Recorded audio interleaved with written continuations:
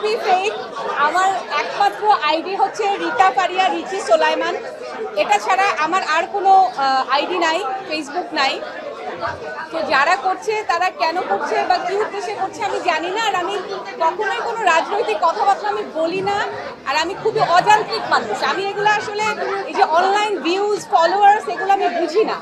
So কেন করেছে কারা করেছে আমি জানি না। এবং দুঃখজনক হচ্ছে যে এই যে ফেক আইডি থেকে নিউজ নিয়ে আমার সাংবাদিক ভাইয়েরা আমাকে জিজ্ঞেস না করে নিউজ করছে, এটা কিন্তু খুবই দুঃখজনক। তো আমাকে তো আমার প্রোটেকশনটা নিতে হচ্ছে, কারণ যেই ইস্যুটা নিয়ে লেখা হচ্ছে এটা খুবই সেন্সিটিভ একটা ইস্যু। এই জন্য আমাকে জেনারেল আমাকে থানায় গিয়ে একটা জিডি করতে হয়েছে for my own protection. So এই জিডির কপিটা আমি সবাইকে দিয়ে দিই। এই যে আমি যে বিশৃঙ্খলার মধ্যে পড়লাম, গতকালকে থেকে এ পর্যন্ত আমাকে 30,000 লোক ফোন করছে। আমেরিকা থেকে এখন ফোন করলো যে এটা কি তুমি কি এটা বলছো। আমি কত মানুষকে বলবো যে আমি এটা বলিনি, আমি এই ধরনের কথা কোথাও কখনো বলিনি।